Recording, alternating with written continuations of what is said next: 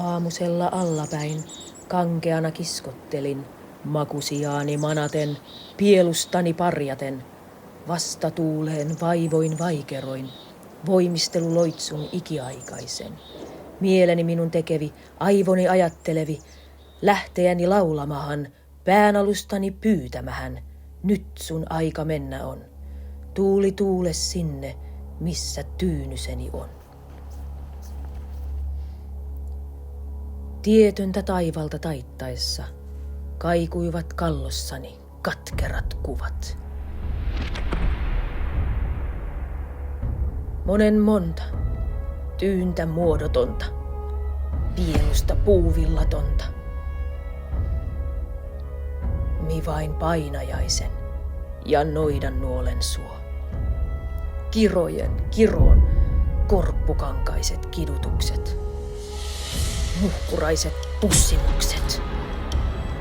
Elähtäneet ellotukset. Tyynnyttävän tuulituksen tukahduttajat. Ne piesty ja mäiskitty. On mustan mullan poveen.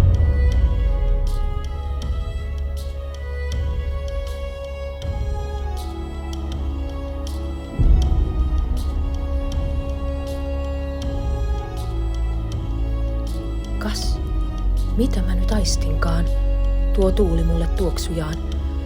Tohdinko toivoa taipaleeni tulleen tyynyni tyyssijaan? Vihdoin. Se kutsuu mua halaamaan.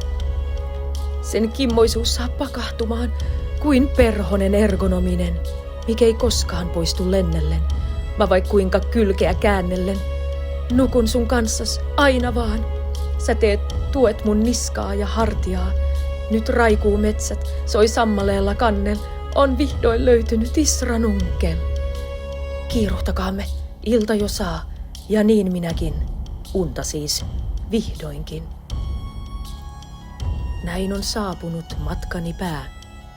Voin vihdoin levähtää, kun on kunnon pieluksella pää.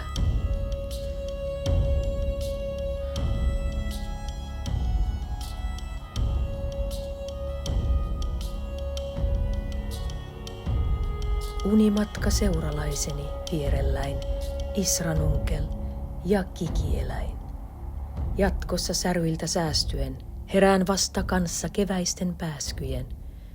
Nyt saa uni tulla. Tupakkarulla,